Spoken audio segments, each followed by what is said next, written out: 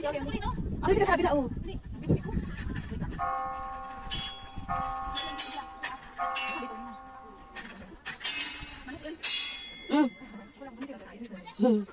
Ah. Sila yan ko, hindi makakaala. Picture ba, picture? Dali lang. 1, 2, 3. Sige, hawak ka ba ka,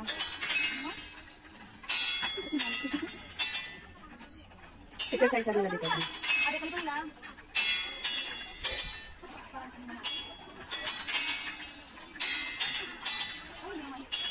Mga buto-buto yata natin yan eh. Siguro. Water dragon. Nakalagay eh. Ito yun. Eh, oh. Ito mo. Kaming ga. Ikon sari. Gunit tabi. Tingnan na ba? Ay, unsa man ito. Ay, Diyos ko Mariusip naman itong mga ere. Mahal ang bayad dito ha.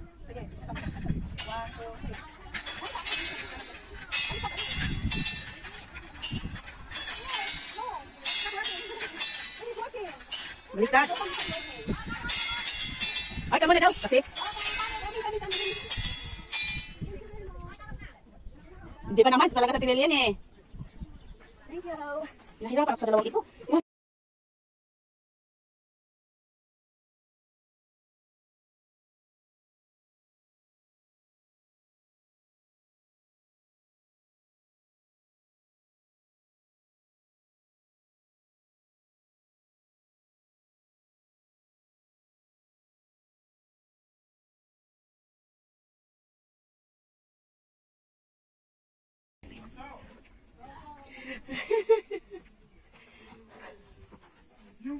Yung pilgrimage po na inorganize ni Father for the 150 years of SVD, ang pinili niyang site ay Yimtinchay. Bakit Yimtinchay? Bakit nga po? Asin. Bakit Yimtinchay? Ay, kasi ano to, isa sa pinaka-importante. Because Importante sa SVD mission ang Yimtinchay. Ang asin. Kasi si Father Joseph Reynadimetz, na isa sa mga founder ng SVD missionaries, ay tumira dito. Yung kaninang bahay, sino yung mga nagpapicture sa akin kanina sa bahay? Hindi po. Yung, mamaya, pupuntahan natin yung puntahan natin mamaya. Ay, yung pinasok niyo? ang makikita lang natin doon ay pader na lang ang natira. Pader na lang ng bahay. Tapos may altar table, tapos nandun yung statue ni St. Joseph. Okay. So, sino pa si St. Joseph Reynadimetz? Oh, SVD, sinabi eh. SVD. So, si Father Joseph Reynadimetz ay Austrian na pare. Austrian siya. So, ngayon, nasa puso niya ang pagmimisyon. So, ngayon, nalaman niya na mayroong isa palang bagong society o bagong congregation na ang propagation ay maging isang missionary. So ngayon, si Father Joseph Reynadimetz ay nakipag-meet up kay Father Arnold Jansen, na founder ng SVD Missionary. So ngayon, si Father Joseph Reynadimetz ay isang napakabait na pare.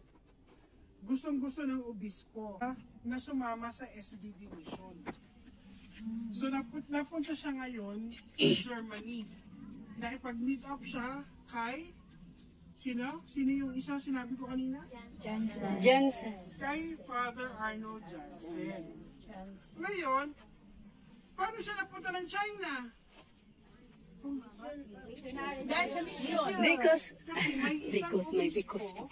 Tagalog naman. May isang swirly ka. na nag-request. Pag nagpupunta tayo sa katedral, nakikita ba natin yung Raimundi College? Yes. Yes. Raimundi College.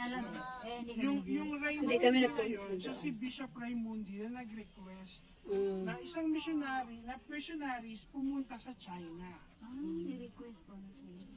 So ngayon, si Father Joseph Reynadimitz, may kasamang isa pang pare, ay pumunta ng China. China. Ang original destination niya ay Shandong. Pero, kailangan niyang mag-train yung kultura ng Inchik. Hindi naman pwedeng pag pumunta ka dun sa isang lugar. Paano ka papansinin ng tao na hindi ka naiintindihan? So ngayon, nagpunta sila at nagpunta sila dito sa lugar na to. So dito namuhay parang 2 years or less than 2 years lang si Father Joseph Reynadimitz. So dito, meron din sinasabi sa parang history, nakapunta rin siya ng Tayo. Pero hindi sinabing Tayo. Ang sinabi lang isang island. Pero sabi ni Father J sa akin, most likely it is Lantau in Tayo. Kasi nandun yung mga Italianong pare dati. So ngayon, yung buhay ni Father Joseph Reynadimitz, in-embrace niya yung buhay ng mga Inchik. He himself classified himself as a Chinese. A Chinese among the Chinese people. Kaya pag nakita niyo yung statue ni Father Joseph Reynadimitz, naka-Chinese, ano siya, di ba? Na garment. Kasi, in-embrace niya yung kultura ng mga Inchik. So ngayon, si Father Joseph Reynadimitz, after niya matrain dito sa Hong Kong, pumunta siya ng Shandong. Kasi yun yung original destination niya, di ba? Sa Shandong. Shandong. Sa Shandong, doon naman niya na-experience yung halaga ng mga Leyte. Leyte, malapit sa Samar. Sa lady.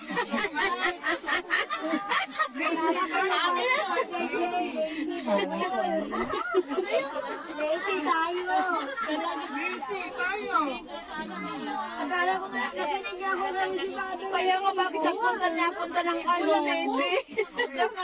So, ang Leyte, ang mga laiko, tayo, nakita ni Father Joseph Reynadimitz ang halaga. So ngayon, ang ginawa niya, nagturo siya ng mga katikista to help propagate Christianity. Diba? So si Father Joseph Reynadimitz, ang hirap, imagine mo ang kultura. Diba? Kasi iba yung religion eh. Oh. Tapos syempre, pagdating doon, nandun pa yung mga persecution. Diba? Madi-discriminate sila. So siya, ang ginawa niya, in-embrace niya yung kulturang Inchik. Parang si Kristo, in-embrace niya tayo, siya ay nagkatawang tao. So si Father Joseph Reynadimitz, para ma-embrace siya ng mga Inchik, in-embrace niya yung kulturang Chinese.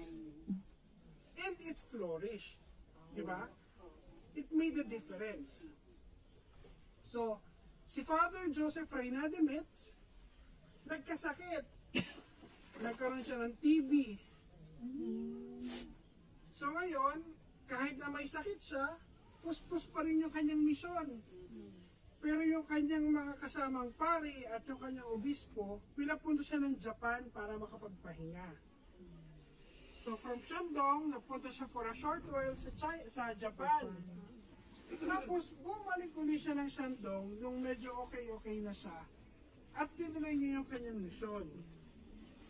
Pero nung pagbalik niya, grabe naman yung mga yung typhoid fever.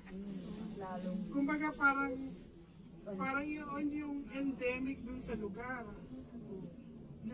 Yung typhoid fever, tinamaan siya ng typhoid fever hanggang sa doon siya namatay.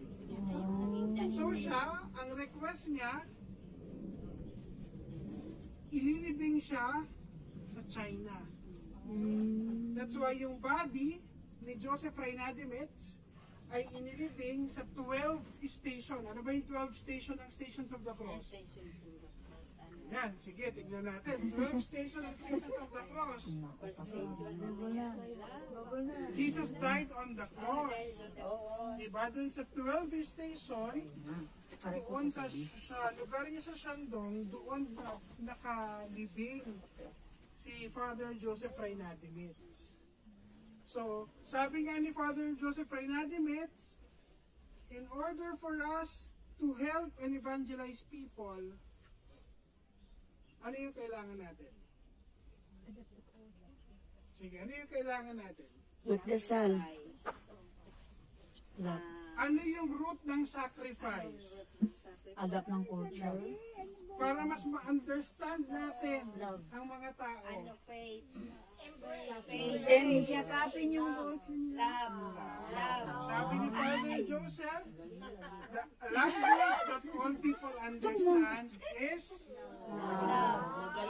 Kasi kung wala kayong pagmamahal, hindi nyo magagawa na. Nag-explain pa. na siya.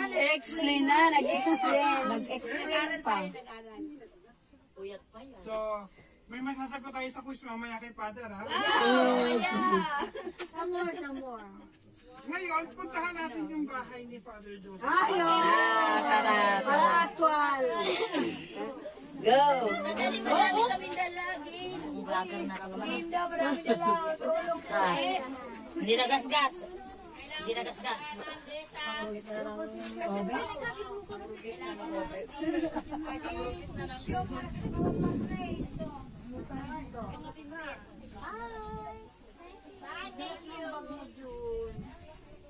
Ay, tubig pala yan.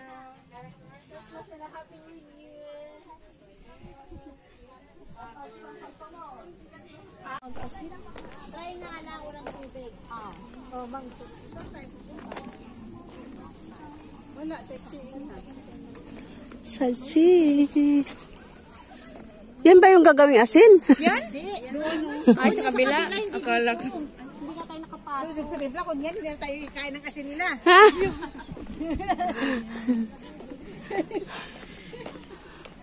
Siguro pa ito dati yung dagat. Hindi ba ito mga halaman na ito pandagat? Oo, pandagat yan eh. Uy, dito pala maganda. Oh, may ano din. Ay, oo. Ay, maganda din. Di ba? Huwag na lang tayo doon sa asin. May mangrove dito kasi basahin, ano. Oo. Yan kasi try na eh. Uy, dapat pala dito na tayo kumain, oh. Kami! Ay, bilisan nyo kasi. Ay, wait lang! Wait!